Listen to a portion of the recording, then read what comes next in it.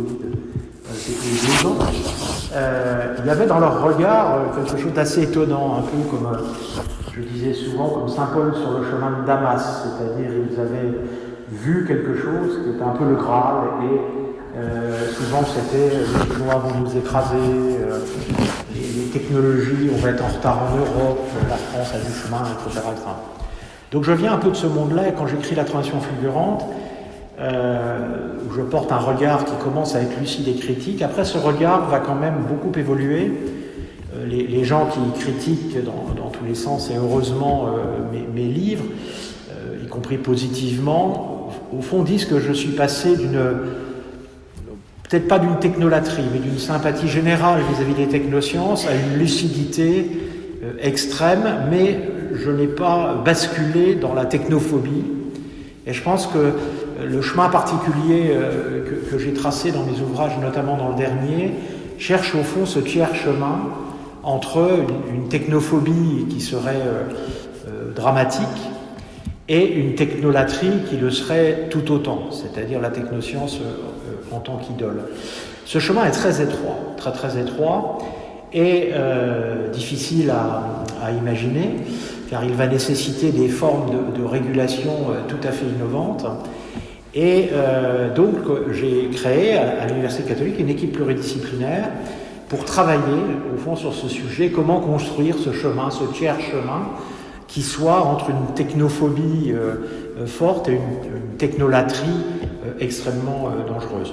Pour tout vous dire, je me suis heurté, évidemment, on ne se heurte jamais violemment, mais dans un débat avec le philosophe Hadjadj, qui lui est quand même au bord de la technophobie, et ça m'a beaucoup marqué parce que ça m'a amené à stopper la tentation de génie en me disant je suis trop technophobe et je ne veux pas donner, je dirais, ouvrir un chemin à cette philosophie-là qui me paraît,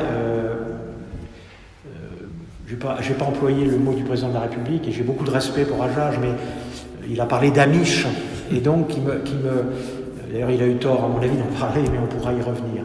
Et donc j'ai dit je ne veux pas donner à manger à ce courant philosophique qui se développe fortement, y compris dans le monde catholique, d'une forme d'alliance entre la technophobie et l'écophilosophie radicale, pour simplifier, qui est une alliance redoutable, que Jacques Attali avait d'ailleurs lui-même dénoncé il y a 8 années, quand il disait le pire qui pourrait nous arriver, c'est au fond une alliance entre une technophobie radicale et une religion qui radicaliserait son rapport à la nature et développerait cette idée d'une écophilosophie radicale.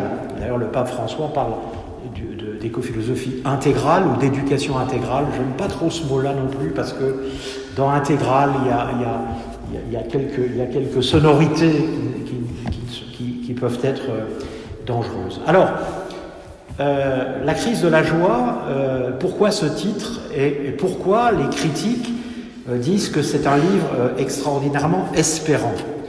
Alors quand vous dites la crise de la joie, ça ne donne pas quand même beaucoup d'espérance. Alors moi je suis espérant, bien sûr. Saint Paul, l'espérance ne déçoit pas, l'espérance chrétienne, mais je suis aussi espérant dans l'ordre agnostique des choses, dans l'ordre laïque des choses, et je vais essayer d'expliquer pourquoi la crise de la joie est au fond un livre espérant. Parce que je pense que la crise de la joie que nous traversons, et je vais développer ce concept, peut être une chance de sauver le monde, ou en tous les cas d'éviter ce que les collapsologues comme Pablo Servigne ou Diamond appellent le collapse général en 2050, qui est au fond une extrapolation linéaire des grandes courbes d'évolution, de la démographie, de l'eau, des ressources, du charbon, et puis l'observation, et même souvent je dis tiens c'est ballot, elles se croisent toutes en 2050, et donc là c'est l'effondrement concomitant général. J'ai d'ailleurs écrit à Salovkos, qui est aussi un collapsologue, en lui demandant si c'était le 24 juin à minuit ou le 25 juin que se produirait ce collapse général. Il n'a pas répondu. Et j'essaierai de montrer en quoi l'approche collapsologique est pour moi non fondée. Ça ne veut pas dire qu'il n'y aura pas d'effondrement. Nous allons vivre des effondrements. Et d'ailleurs, j'ai beaucoup de contacts, je fais ce que j'appelle des focus group avec des jeunes étudiants et étudiantes de la Cato, qui veulent d'ailleurs, beaucoup d'entre eux veulent en découdre avec cette question du monde à réinventer. Alors pas tous, mais la jeunesse bouge énormément ces 5 dernières années sur ces sujets. Et donc dans ces réunions, je pense que le grand drame, enfin le tort qu'a eu notre génération, au-delà de ce que Greta Thunberg peut dire, c'est d'avoir au fond cru et fait croire que l'histoire était finie. C'est-à-dire qu'au fond, le mur de Berlin une fois tombé, il suffisait de laisser le marché se libéraliser, la démocratie progresser, et nous irions petit à petit vers un monde sans pauvreté, vers un monde qui aurait largement dépassé ces effondrements que les jeunes ont parfois un peu oubliés. C'est vrai que quand je leur dis, mais attendez, ils me disent, vous vous rendez compte de ce qu'est notre futur? Et je disais, mon grand-père, à la veille de la guerre 14, qui s'est retrouvé dans les tranchées avec tous ses morts, etc., probablement qu'il se disait aussi, quel est mon futur, hein? Donc peut-être qu'on a cette tendance à idéaliser le passé, à oublier que dans l'histoire du vivant, et j'y reviendrai tout à l'heure, il y a toujours eu des effondrements, et que d'ailleurs c'est ces effondrements qui ont permis aux vivants de tenir au fond ces 3,8 milliards d'années, parce que le vivant, il est le produit de forces d'altération, de forces de transformation et de forces de conservation. Hein, j'ai beaucoup travaillé, hélas, il est décédé récemment, avec Bernard Stiegler, autour de cette idée, de cet équilibre permanent entre ce qu'il appelait l'entropie, d'ailleurs qu'il écrivait comme les physiciens avec un E, mais qu'il écrivait aussi avec anthropos, c'est-à-dire au fond ce vieillissement, hein, l'entropie, c'est une fonction d'ordre dans le désordre, hein, qui se réinvente en permanence. Cette entropie, poussière, tu es poussière et tu retourneras à la poussière, fait que tout objet inerte ou vivant vieillit, c'est-à-dire dégrade ses structures qui lui permettent de conserver une forme qui est identifiée, un humain, un animal, un arbre, etc. Et donc cette entropie, qui vient d'ailleurs du fait que si vous n'aviez pas des forces dites d'anti-entropie, qui est beaucoup plus complexe que l'année d'entropie, eh bien nous mourrions tous à une vitesse absolument incroyable, parce que il y a des forces d'altération permanentes dans notre environnement, dans notre corps même, des cellules qui deviennent cancéreuses, des dégradations anthropiques de notre corps, qui sont contrebalancées par une anti-entropie qui permet de maintenir cet équilibre qui lui-même d'ailleurs est très précaire, qui est l'équilibre de la vie. Et en fait, le vivant s'est construit autour de cet équilibre entre des forces de dégradation, des forces d'altération, de transformation, qui ne sont pas toutes d'ailleurs des dégradations, et puis ces forces d'anti-entropie qui permettent de maintenir l'équilibre. Vous disiez tout à l'heure, en citant, je pense, François Rodier, dans Thermodynamique de l'évolution, nous dit « Nous avons perdu notre autopoïèse ». Parce que l'autopoïèse, c'est quoi? Ce sont les systèmes vivants, les systèmes complexes, qui arrivent à maintenir leur équilibre parce qu'elles adaptent leurs procédures internes et leurs membranes au fur et à mesure que l'environnement évolue lui-même, ce qu'on appelle l'autopoïèse, la capacité autopoïétique du vivant. Alors évidemment, quand vous vous adaptez aussi vite que vous ne dégradez votre environnement, eh bien, vous maintenez un équilibre. Et Rodier nous dit, dans Thermodynamique de l'évolution, nous avons perdu notre autopoïèse. L'humanité a perdu son autopoïèse. Elle dégrade beaucoup plus vite l'environnement qu'elle n'est capable de s'y adapter. Et dans le vivant, on sait que la perte d'autopoïèse conduit à la mort. Donc de ce point de vue-là, on a une forme de modèle du vivant qui nous permet de lire un peu ce qui est en train de nous arriver.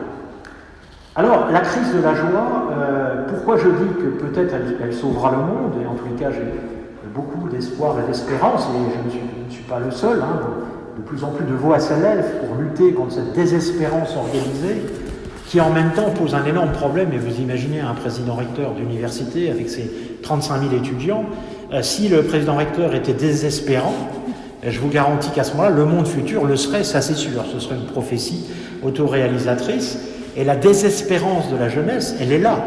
Et moi je dis ces groupes de jeunes que je réunis, beaucoup me disent, des jeunes filles, des jeunes garçons, nous avons décidé avec mon ami que nous n'aurions pas d'enfants.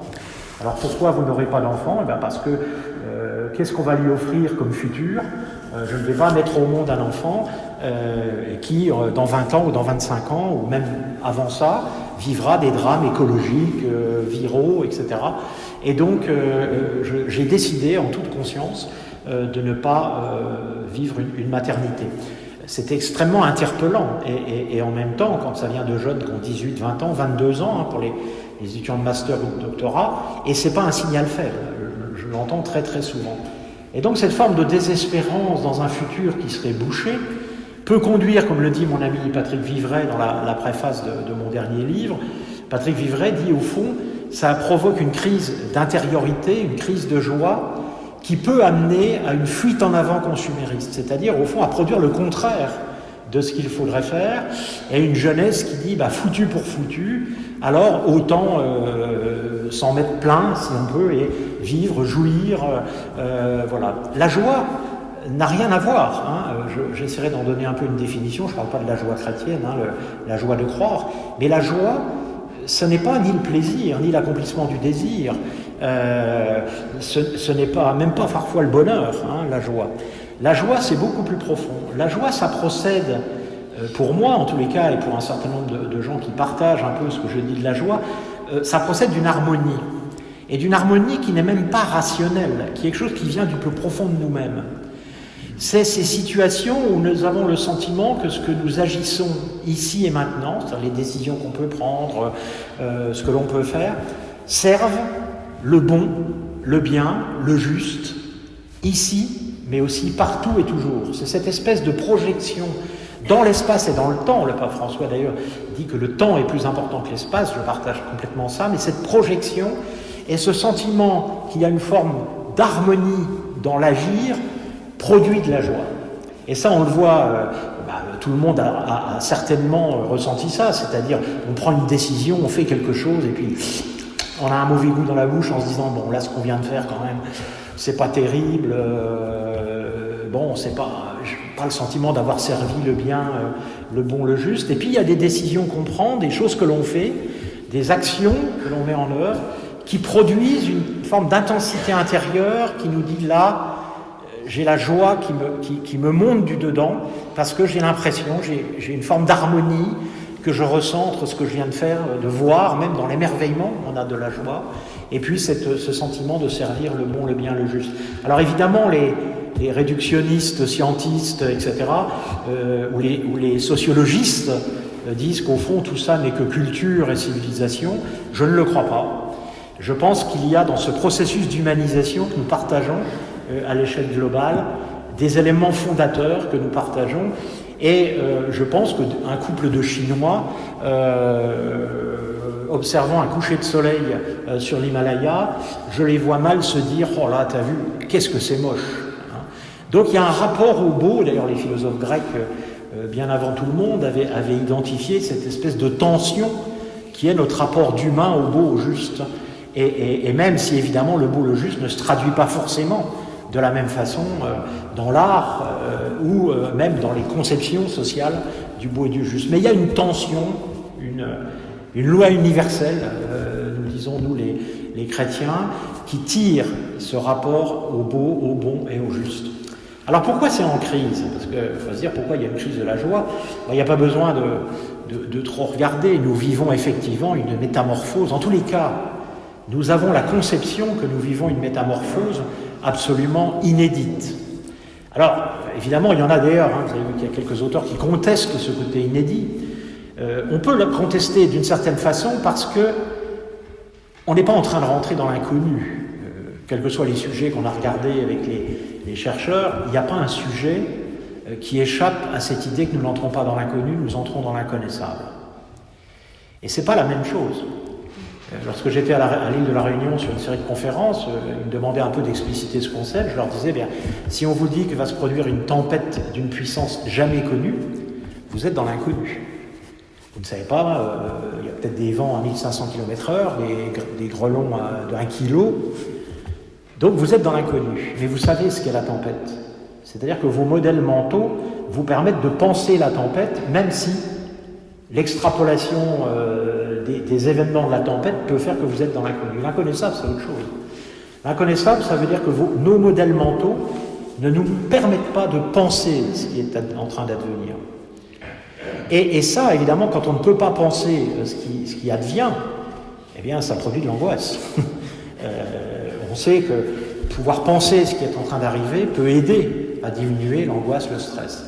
Je pense que nous rentrons, et on est un certain nombre à penser que nous ne rentrons pas dans l'inconnu mais dans l'inconnaissable. C'est-à-dire que nos modèles mentaux ne nous permettent pas de penser ce qui est en train d'advenir. Je peux prendre 1000 exemples, mais je ne vais pas passer trop de temps là-dessus, mais toujours je repars de mes focus autour des questions éthiques avec les jeunes.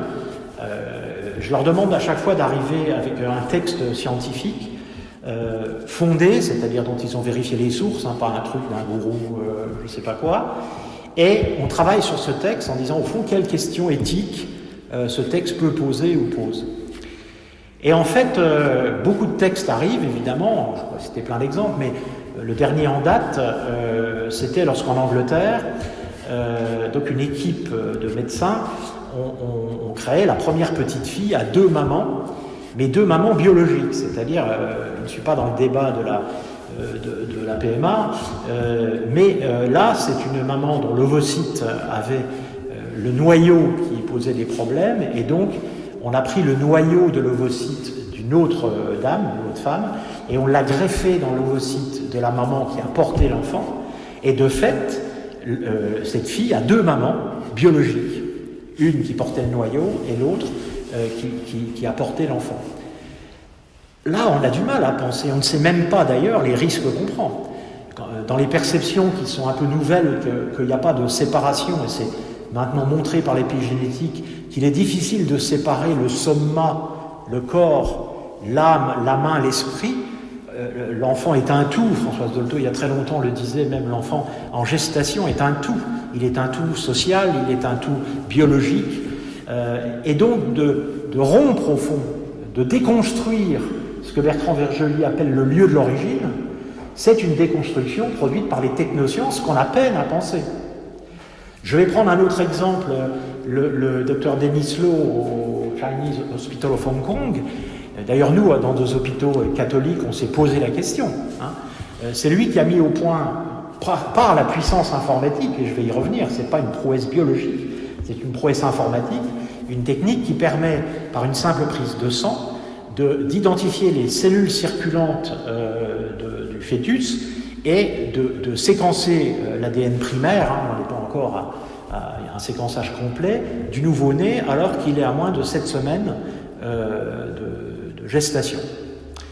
Ça veut dire concrètement, alors évidemment ça a conduit d'abord à ce qu'il y ait une baisse drastique du nombre d'enfants trisomiques venant au monde, le nanisme aussi est identifié, mais plein d'autres choses.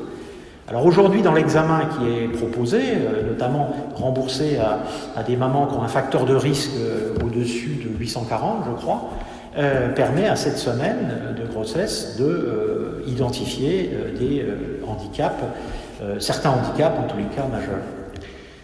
Alors là, il y a déjà évidemment un débat éthique, puisque quand je propose aux jeunes de dire, ben voilà, comme m'a dit une fois un jeune homme, nous avons réussi à éradiquer la trisomie, ce qui d'ailleurs... on peut se poser la question sur cette expression. Je leur ai dit, mais est-ce que vous avez demandé aux trisomiques ce qu'ils en pensent ? Et il m'a répondu oui, mais on ne veut pas tuer ceux qu'ils sont, mais les empêcher de naître est quand même un progrès de l'humanité. Et vous voyez ce débat qui, chez un jeune de 20 ans, à quel point l'éthique est incroyablement complexe pour lui, pour se projeter dans cet univers. Mais ce n'est rien, à côté du fait qu'on peut aller beaucoup plus loin dans l'identification génétique à 7 semaines par les cellules circulantes, et là on rentre de plein pied dans l'eugénisme, d'où le titre de mon livre, La tentation d'Eugénie, c'est-à-dire ce désir humain de maîtriser la nature. D'ailleurs, beaucoup de catholiques et de chrétiens ont pensé que c'était au fond un message de la Genèse, un message de Dieu. Vous dompterez, vous deviendrez les maîtres de la nature et du monde, et donc cette tension de la maîtrise, jusqu'où ? Et avec la puissance aujourd'hui des technosciences, on voit qu'on va arriver à des limites qu'on ne peut simplement pas penser. Et d'ailleurs, sur cette question des cellules circulantes, la question c'est la régulation. Et là, on est confronté avec une nouvelle difficulté, c'est que la loi, parce que nous on a pris l'habitude, au fond l'éthique est régulée dans 2 dimensions, dans la dimension de la conscience personnelle, c'est-à-dire ce qu'on appelle le sens commun, au sens de la philosophie anglo-saxonne, qui a toujours été beaucoup plus respectueux du sens commun que la philosophie française, qui a toujours considéré que le sens commun était au fond une sous-philosophie. Et donc la montée en conscience des individus qui ont des choix à faire et qui ne les font pas, pour des raisons de conscience personnelle, et la loi. Dans les États de droit, c'est la loi qui régule ces éléments-là. Sauf que la loi, elle ne peut fonctionner qu'en catégories. Le propre d'une loi, c'est de définir des catégories. Que le juge, après, peut, dans un débat avec l'avocat, aménager pour contextualiser la catégorie. Mais quand vous éditez une loi, vous définissez des catégories, assassins, voleurs, etc. Vous définissez des sous-catégories et vous élaborez des sanctions, des réparations liées à cette catégorie. Comment catégorise-t-on cette question, par exemple, du gène que l'on identifie à 7 semaines de grossesse? Est-ce qu'on va dire que l'avortement n'est possible que si c'est telle et telle maladie, sauf qu'il est possible aujourd'hui? On pourra en discuter tout à l'heure, je ne suis pas un militant anti-avortement. Et donc, est-ce qu'on va dire sur un asthme de niveau 4, etc., il n'y a plus question d'autoriser ou pas? Les premiers à avoir légiféré, c'est les Suisses. Les Suisses ont défini une loi qui dit que lorsque l'examen est réalisé, il est d'abord ouvert à tous les couples et il constitue un triumvirat de médecins qui ont le droit de décider ce qu'ils vont dire et pas dire avant les 12 semaines, qui est la date où l'avortement n'est plus possible en Suisse. Et ensuite, c'est eux qui vont décider après 12 semaines ce qu'ils vont dire et ne pas dire sur les résultats obtenus. Là encore, alors on pourrait évidemment, au nom de je sais pas quoi, l'état de nature, qui pour moi est une bêtise d'ailleurs, on pourrait dire c'est facile, voilà, c'est non, quoi qu'il en soit. C'est pas si évident que ça. Et donc, je ne prends que cet exemple, mais je pourrais en prendre plein d'autres. Alors, d'où vient cette... je reviens sur la crise de la joie. La crise de la joie, en fond, elle procède d'une espèce de mise en abîme des potentialités réelles ou fantasmées, d'ailleurs, puisqu'aujourd'hui, ce qui fait beaucoup de tort à la science, c'est ce qu'on appelle avec un ami les romans de science-fictifs. Parce qu'en fait, les romans de science-fiction, ce sont c'est passionnant, ça d'ailleurs, ça construit en quelque sorte le futur de façon symbolique, mais les romans de science-fiction, ils sont décalés dans le temps, ils sont décalés dans l'espace, c'est sur une planète, c'est dans 1000 ans, etc. Les romans de science-fictif, c'est beaucoup plus pernicieux. Le roman de science-fictif, il prend une réalité avérée scientifique, une découverte, une invention, et il va l'extrapoler. C'est-à-dire qu'il va introduire un donc qui va donner le semblant qu'on est devant une réalité scientifique. Mais beaucoup de ces éléments sont fantasmés. Quand Laurent Alexandre annonce à tout un amphi que les jeunes de 18 ans vivront 500 ans, le Covid en lui-même, déjà, nous force un peu à l'humilité de ce point de vue-là. Et donc, ces romans de science-fictive, de promouvoir une science à partir d'éléments dits factuels ou prouvés, qui pourrait dépasser ses propres limites et devenir une idole au sens qu'elle sauverait le monde. Je vous rappelle qu'aux États-Unis, la géo-ingénierie, ce sont des gens qui travaillent sur la possibilité d'envoyer de la poudre de diamant dans l'atmosphère pour filtrer les rayons du soleil, d'injecter du fer dans les mers pour multiplier par 1000 les planctons qui fixeront le carbone. Mais à chaque fois, comme le monde est complexe, comme Edgar Morin l'a montré, quand vous touchez à un élément, vous résolvez une partie, mais vous générez des dégâts collatéraux, des interactions systémiques que vous risquez de ne pas contrôler. Les Allemands ont fait des expérimentations au nord du Rhin par de la calcite, etc. Ils ont vite arrêté parce qu'ils se sont rendus compte que ça générait des réactions en chaîne qui n'avaient pas été prouvées. En fait, on a depuis longtemps découvert l'infiniment grand, l'infiniment petit. Nous sommes la science est en train de découvrir l'infiniment complexe, c'est-à-dire l'abîme de l'infiniment complexe qui par définition n'est pas réductible. Et donc la science réductionniste, elle ne peut pas réduire la complexité. Vous voyez bien que le corps humain, on pourrait l'imaginer comme une machine qu'on démonterait. Le cerveau, le foie, les réseaux sanguins, etc. D'ailleurs, on greffe, etc. Là, on est dans finalement une représentation réductionniste. On réduit le corps à des éléments en interaction qu'on est capable de faire des plans, de voir comment ça fonctionne. Et patatras qu'aujourd'hui, on se rend compte que ça ne fonctionne pas du tout comme ça. Que ce sont des milliards de composants qui interagissent les uns avec les autres. On vient de découvrir que les globules rouges communiquaient entre eux. Que des morceaux de neurones du cerveau ont des relations avec des morceaux d'ADN, des bactéries qu'on a dans l'intestin. Nous sommes une immense complexité. Et on se rend compte de plus en plus que quand il n'y a jamais de solution, il y a eu quelques cas, on parle de la variole, mais on n'a jamais vraiment eu des solutions qui ne provoquaient pas, à moyen long terme, des réactions systémiques qui sont plus ou moins importantes, qu'on arrive plus ou moins à contrôler. Vous savez, il y a un philosophe qui s'appelle Jacques Ellul, je ne pense pas que je suis tombé... On le connaît. Vous le connaissez. Bon, disant la technologie pose toujours plus de problèmes qu'elle n'en résout. Alors, c'est un peu, là vous allez dire, il est tombé dans la technophobie, donc on pourra discuter de ça. Je ne suis pas allé si loin, mais il faut quand même reconnaître que c'est le cas. Alors, ce qui veut dire que la crise de la joie, elle est quand même stimulée par un avoir-lieu. J'ai beaucoup travaillé avec un psychanalyste et philosophe qui s'appelle Jacques Arène. D'ailleurs, le livre Au crépuscule des lieux, il a participé à ce livre. Et au fond, on voit bien que l'avoir-lieu, parce qu'il y a 27 définitions du lieu dans le Littré. Le lieu, c'est pas que le lieu physique, c'est aussi le lieu temporel. Il n'est pas le lieu de dire ça. C'est le lieu d'où on parle. En psychanalyse, par exemple, le lieu du thérapeute. Donc le locus en génétique, c'est-à-dire l'endroit où se structure une caractéristique par le gène, etc., etc. Donc le lieu, il y a 27 définitions. Dans le vieux français, le lieu, c'était aussi le grade qu'occupait quelqu'un dans une hiérarchie. On parlait du lieu. Et donc, l'avoir-lieu, vous savez, c'est Coluche qui disait la misère du monde n'est plus à taille humaine. Ils viennent mourir de faim dans mon assiette le soir, ça me coupe l'appétit, c'est dégueulasse, disait-il.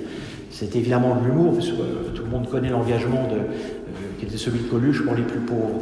Mais en même temps, la misère du monde n'est plus à taille humaine. Mettez-vous aujourd'hui à la place. Alors, bien sûr, pas que des jeunes. Ceci étant dit, il y a une phrase que, sans vouloir, j'ai rendue un peu célèbre, de dire « le futur des jeunes est forcément plus long que le nôtre ». Bon, c'est quand même une réalité. Non, pas dans tous les cas, hélas, il y a des malheurs.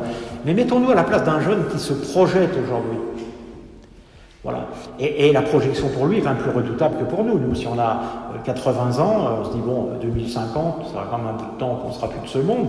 Et ce n'est que l'amour qu'on porte à nos enfants, nos petits-enfants, et d'imaginer la situation dans laquelle ils vont se trouver qui provoque la crise de la joie aussi chez nous. Et donc l'avoir-lieu n'est plus à taille humaine. L'avoir-lieu technoscientifique, ils ont peine à le penser, et chez beaucoup d'entre eux, ça fait un peu froid dans le dos. Vous voyez bien que cette puissance calculatoire, parce qu'au fond, la base de cette métamorphose technoscientifique, qui va avoir des conséquences dans tous les domaines, elle part de quoi? Elle part d'un noyau qui est la puissance numérique, la puissance calculatoire. Moi, quand je commence ma carrière, je faisais de la modélisation de BIOS, c'est-à-dire de cœur d'ordinateur, on était à 10 000 opérations par seconde. Et on mettait tout ça sur une cassette qui faisait 100 000 caractères qu'il fallait rebobiner. Aujourd'hui, on est à 1000 milliards d'opérations par seconde.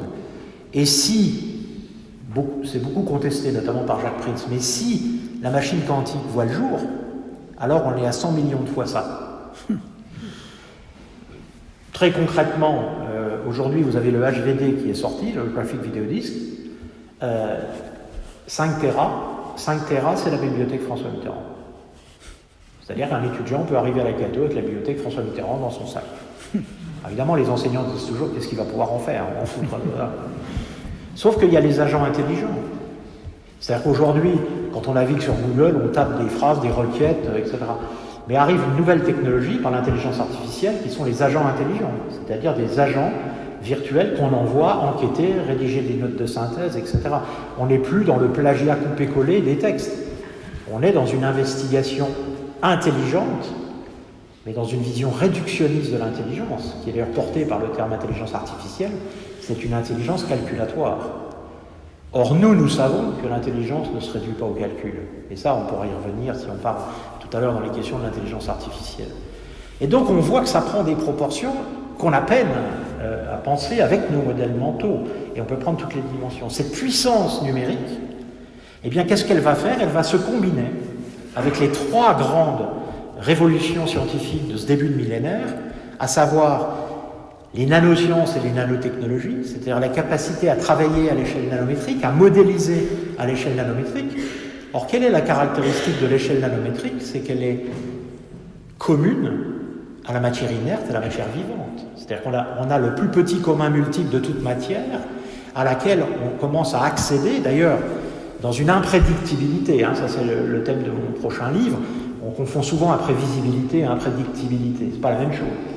L'imprédictibilité, ça veut dire qu'on a démontré que c'est imprédictible. L'imprévisibilité, c'est parce qu'on a une incertitude, quelque chose qu'on ne peut pas mesurer. L'imprédictibilité quantique, s'il y a des physiciens parmi vous, c'est la démonstration que si dans l'approche corpusculaire, si on connaît la position, on ne connaît pas la vitesse. Et que c'est impossible de la connaître. Et que si on connaît la vitesse, on ne peut pas connaître la position, et que c'est impossible de la connaître. Donc là, on est dans la prédictibilité. Sauf que quand on descend à l'échelle quantique, on est au plus petit commun multiple entre l'inerte et le vivant. Et donc nous sommes en train d'entrer, comme le dit Thierry Magnin, dans une nouvelle convergence de la complexité qui est la numérisation du vivant. Et là, évidemment, il y a du souci à se faire, parce que Hannah Arendt l'a dit d'ailleurs avant tout le monde, la numérisation du vivant, c'est une numérisation calculatoire. Or, que fait la machine ? La machine, elle nous conforme à sa propre efficacité. C'est-à-dire qu'on voit bien dans le langage, nous sommes obligés de nous conformer à l'intelligence, entre guillemets, de la machine pour pouvoir être efficace, performant, utiliser la machine, etc. Il y a cette forme de conformation, c'est-à-dire de rétroaction entre l'humain et la machine, qui nous met dans la situation où nous devons conformer nos langages, nos modèles, etc., à la machine pour pouvoir bénéficier de la machine. Et ceux qui ne bénéficient pas de la machine deviennent très vite des asociaux, ne s'insèrent pas dans l'économie, etc. Et donc c'est ça qui est en train de se produire avec cette puissance informatique qui interagit, comme j'ai dit, sur les nanosciences et les nanotechnologies. Je vais reprendre un exemple de mes focus group. Là, c'était une jeune fille qui arrive avec un texte. Elle me dit, regardez, j'ai vérifié, c'est fondé, les sources sont réelles. Il y a un laboratoire californien qui vient, par une imprimante 3D, de construire une séquence de protéines, adénosine, machin, c'est un morceau de gène. Et elle me dit, donc, c'est là qu'est tout le problème, donc nous serons capables un jour de fabriquer un gène et donc de fabriquer un humain. Elle continue en disant, alors vous voyez dans l'histoire, si on met ça en perspective dans l'histoire, on a inventé le sexe sans procréation, on est passé à la procréation sans sexe, et là on va peut-être arriver à la procréation sans humain. Le chemin a été assez incroyable de ce cheminement, donc elle était révoltée, prête à, je ne vais pas dire à mettre des bombes, vous savez qu'il commence à y avoir des attentats anti-technologiques en Californie. Hein. Et donc, elle me dit, voyez, mais je lui dis, mais attendez, le problème c'est le donc. Alors, vous allez venir avec moi, parce que moi j'ai dirigé l'ICEN, l'Institut supérieur de l'électronique et nanotechnologie, et à la cave, il y a cette fameuse imprimante 3D. Alors s'il y a des physiciens parmi vous, ce qu'on appelle un microscope à effet tunnel, ça travaille au zéro absolu, dans un vide total, enfin jamais total, mais quasi total, en scaphandrier quasiment, parce qu'une seule poussière, etc. Et là, on arrive à assembler 2 ou 3 atomes.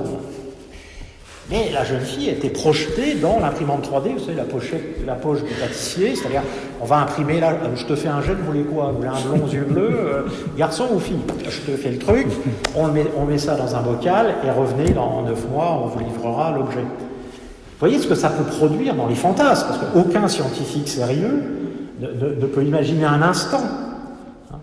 Et donc, ces plongeons dans les nanosciences, nanotechnologies, créent des ruptures, y compris dans l'imaginaire et dans la façon de penser le futur. Après, le numérique va jouer sur une autre dimension, c'est la génétique. Le fameux CRISPR-Cas9, dont on parle de moins en moins et qui pourtant est une révolution à la fois positive, parce que ça permet d'imaginer demain traiter des maladies rares et liées à des mutations génétiques. Donc qui pourra dire le CRISPR-Cas9 est un drame pour l'humanité ? Qui oserait dire ça ? Et donc en même temps, les possibilités qu'il ouvre nous met devant un abîme, puisque là on rentre vraiment dans l'eugénisme, la possibilité de structurer, de transformer. Avec toute la question d'ailleurs. Qu'est-ce que c'est ? Parce que je crois qu'on n'a pas. Le CRISPR-Cas9, c'est une technique, c'est une paire de ciseaux en fait, qui permet de jouer avec le gène comme si vous faisiez du coupé-collé. Qui est quelque chose d'absolument incroyable. D'ailleurs, ça a été trouvé par hasard. Hein. C'est assez marrant d'ailleurs quand vous lisez l'histoire de ce truc-là. C'était pas du tout pour faire ça que ça a été découvert. C'est une rupture phénoménale. Parce que ça veut dire qu'on a les outils pour commencer à jouer avec le gène. Mais en même temps, et c'est là la formidable force de la nature et de la vie, c'est que plus on apprend à jouer avec le gène, plus on découvre que le gène est beaucoup plus compliqué et complexe. Regardez l'épigénétique, on a découvert le rôle des télomères, de l'ARN, on a découvert maintenant qu'il y avait une rétroaction entre la vie et le gène, alors pas le gène primaire, mais en tous les cas l'ARN et l'interaction du gène sur le vivant, qui d'ailleurs réconcilie entre parenthèses, peu de gens en parlent, sauf Joël de René, réconcilie Darwin et Lamarck, hein, est-ce que la fonction crée l'objet, crée l'organe ou l'inverse. Ça, c'est une découverte absolument phénoménale. Et ça, c'est dans le domaine du gène, et c'est par le numérique. C'est par le numérique et par la puissance de calcul. Et puis enfin, évidemment, les neurosciences, et évidemment les neurotechnologies, hein, Elion Motz qui commence à imaginer, expérimenter des implants avec toutes les questions du transhumanisme, etc. Ça procède aussi de cette explosion du numérique. On sait très bien, par exemple, que l'explosion des neurosciences vient beaucoup du fameux IRM à 11,3 Tesla qui permet de descendre très très bas dans la visualisation des neurones et de leur fonctionnement, et donc qui permet d'aller très loin dans la connaissance du fonctionnement du cerveau. Mais c'est une connaissance calculatoire. C'est-à-dire, c'est une réduction de ce que peut être l'intelligence, de ce que peut être même la conscience, dans une visée technologique. Et donc, cet emballement, cette métamorphose, ce que j'ai appelé cette transition fulgurante, elle crée une crise de la joie chez beaucoup de jeunes, même qui s'y intéressent, parce que ils ne peuvent pas dire que c'est pas bien, mais ils ne peuvent pas dire non plus que c'est très bien. Ils sont devant une forme de dilemme, devant une dualité qui du coup leur fait peur, parce qu'ils disent comment on va penser les régulations, les décisions, etc. Juste petite parenthèse avant d'aller dans la partie positive, parce que vous allez finir par vous dire, il nous parle du fait que c'est espérant, et puis là, sa conférence doit être sponsorisée par Prozac, où il va nous délivrer des cordes pour se pendre à la sortie. Pour revenir et terminer sur la crise de la joie, et après je terminerai sur en quoi c'est espérant, la projection dans le temps, enfin le vertige catastrophique dans les sciences, je viens de le développer, parce que le thème c'était les technosciences, mais prenez la même chose sur la question du climat, la projection temporelle dans l'évolution du climat, une espèce d'incapacité le sentiment d'une incapacité à inverser la tendance des choses, ça provoque aussi, évidemment, un rapport à l'avoir-lieu qui est désespérant et qui se dit, au fond, qui provoque la crise de la joie. Parce que comment être joyeux dans la décision qu'on prend? J'achète une voiture hybride, est-ce que ça va me rendre joyeux? En même temps, on voit tout le débat. En fait, l'hybride serait pire que je ne sais pas quoi parce qu'il faut la recycler. Enfin, quelle décision je peux prendre qui me rendrait joyeux aujourd'hui devant toutes les interactions possibles? Et puis, évidemment, vous avez l'interaction spatiale. Je raconte toujours cet amphi où à un moment je faisais mon cours, c'était pendant les attentats en Nouvelle-Zélande qui ont lieu dans une mosquée, et j'ai une étudiante que je vois blanchir, elle était sur son iPhone, j'arrête et je lui dis mais qu'est-ce qui vous arrive? Je pensais qu'elle avait un malaise, elle me dit elle me dit pas il y a eu, elle me dit il y a un attentat en cours, il y aurait 50 morts. Et là ça part comme voilà, ça se dissipe dans tout le monde prend son iPhone. Et il y a un étudiant qui dit, oui, mais moi je suis sur une autre chaîne, il paraît qu'il y en aurait 60, j'avais envie de dire, qui dit mieux? Et il y a eu cette réaction qui m'a un peu empêché de dormir, puisque cette jeune fille disait, mais qu'est-ce qu'on peut faire? Qu'est-ce qu'on peut faire? Qu'est-ce que je peux faire contre cette horreur et cette... Et l'autre jeune lui répond, il faut que tu te désensibilises de l'horreur.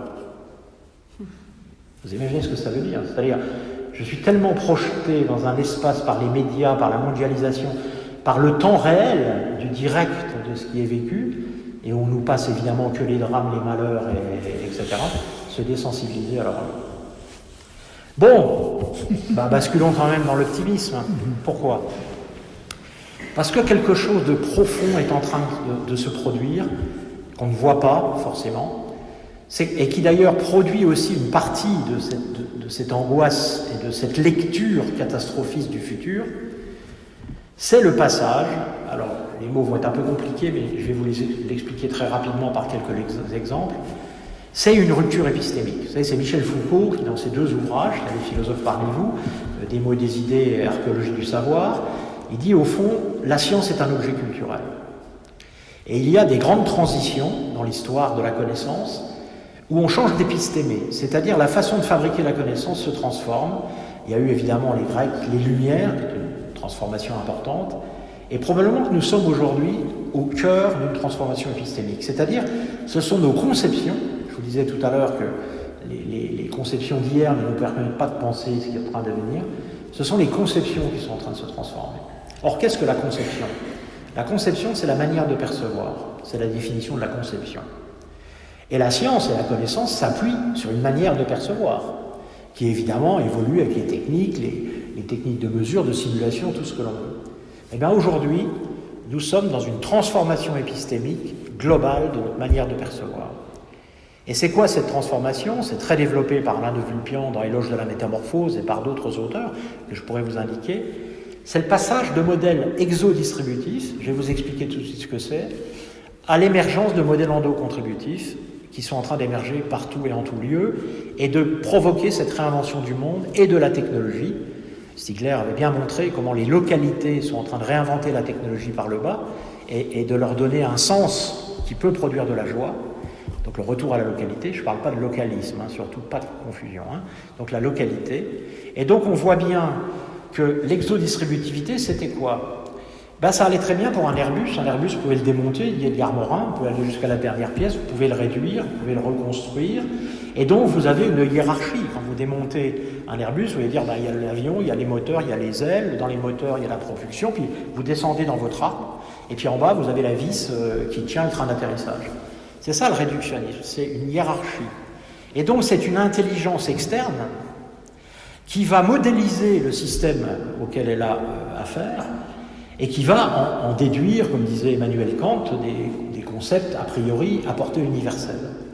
C'est-à-dire des règles, des lois qui vont nous permettre de nous projeter, de prévoir. Ça c'est exodistributif.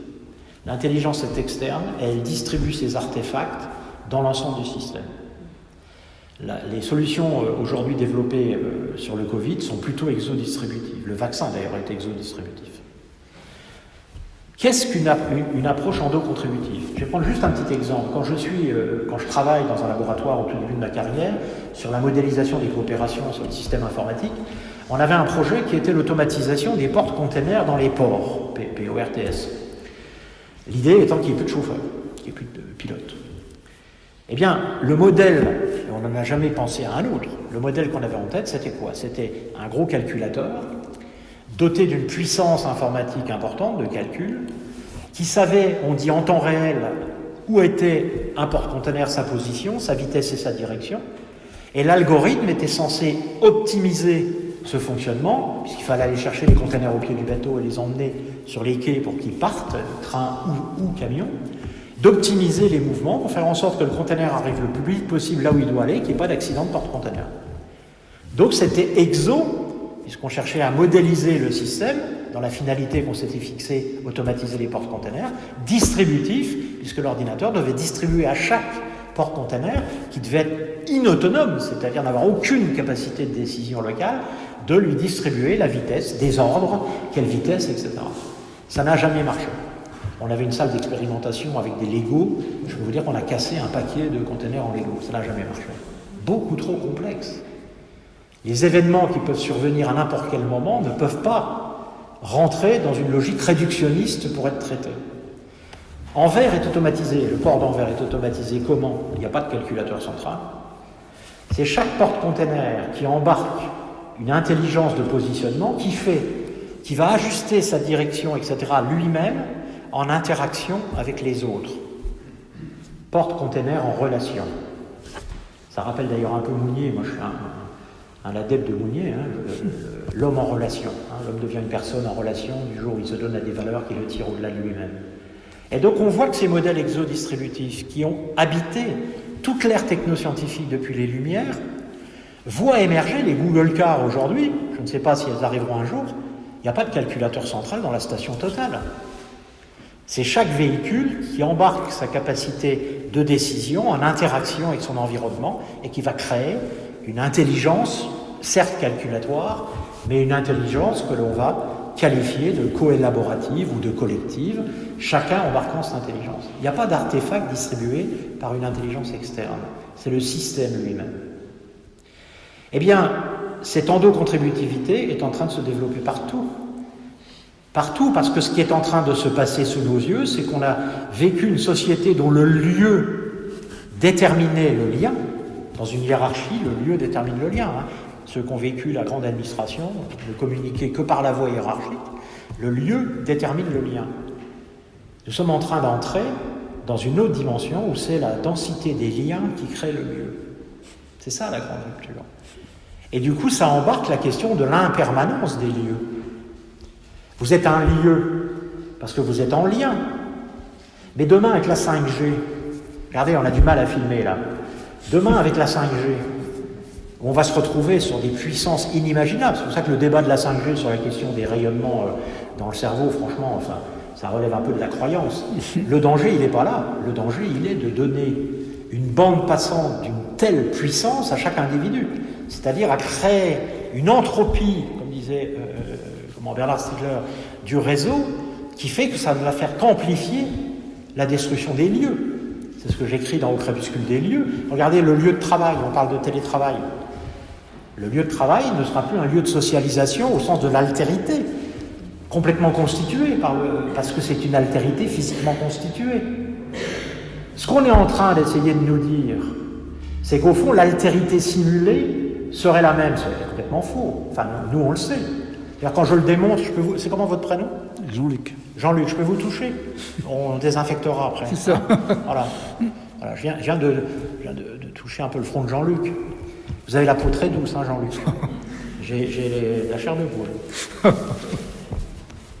Et lui, il a dû se dire, mais qu'est-ce que cet endo, il me touche le front, c'est quoi ce truc ? Ce qui s'est passé dans cette fraction de seconde, c'est 1 million de capteurs ici. C'est autant de capteurs là. C'est parti dans le cortex extérieur, ça a été interrogé, ce qu'on appelle les archétypes profonds. Ça lui a il n'a pas rougi, mais il arrive qu'on rougit.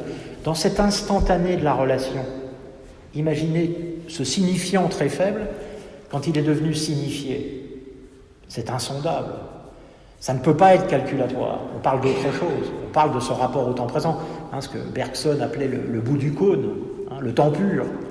Ce qui se passe dans le temps pur, qui peut imaginer un seul instant que le calculatoire de la machine va quelque part y suppléer. Sauf que la machine va nous obliger à nous conformer à ses propres performances et peut-être justement d'échapper au temps pur. On le voit déjà aujourd'hui. Des étudiants aujourd'hui à la Cato revendiquent de ne plus venir en cours et se disent après le Covid, pourquoi reviendrait-on ? Puisqu'au fond, le transfert des savoirs, et c'est vrai, va très bien, les savoirs formels, ça passe très bien par les serious games et par le réseau. Sauf que l'acte d'éducation est un acte à la dimension intégrale. D'ailleurs, le pape François parle de l'éducation intégrale. Ne relève pas seulement du transfert des savoirs. Le but, c'est pas de savoir résoudre une équation du second degré avec ou sans second membre, différentiel. Le but, c'est que ça fasse sens.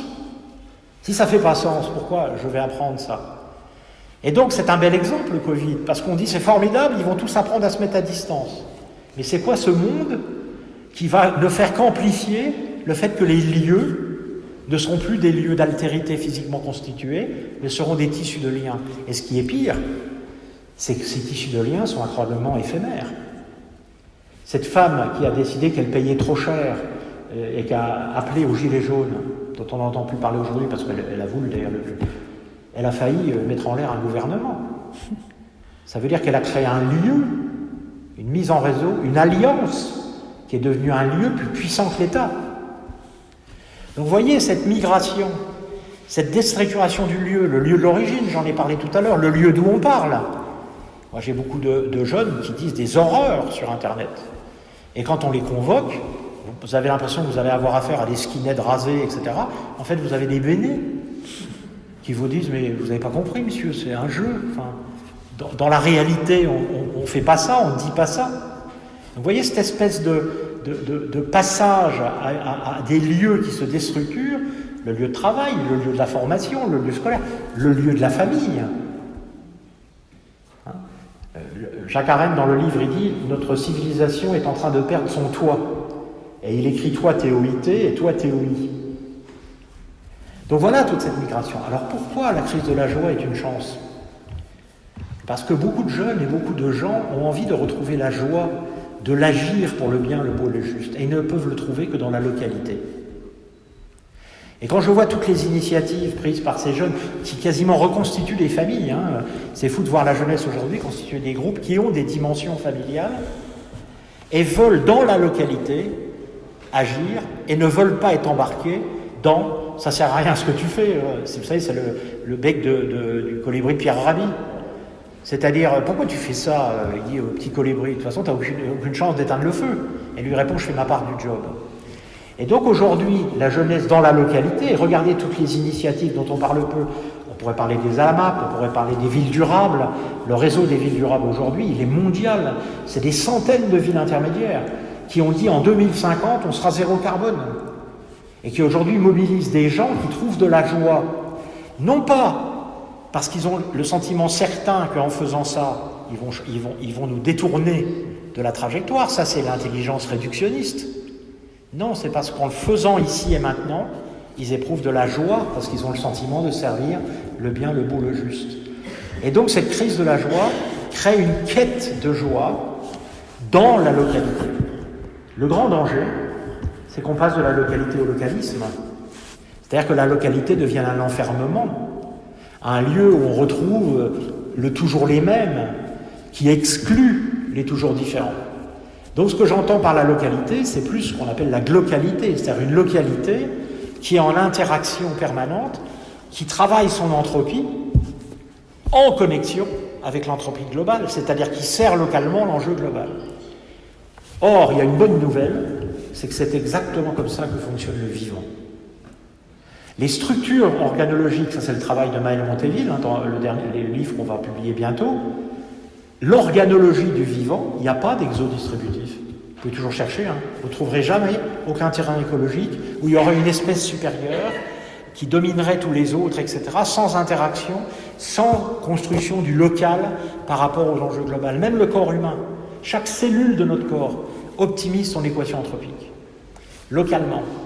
Et après, elle se met en réseau, elle s'intrique avec d'autres localités pour maîtriser l'entropie de votre corps. Votre corps a une belle maîtrise anthropique, mais en même temps, évidemment, il y a des externalités anti-anthropiques et des externalités anthropiques qui sont à la fois gérées par d'autres communautés.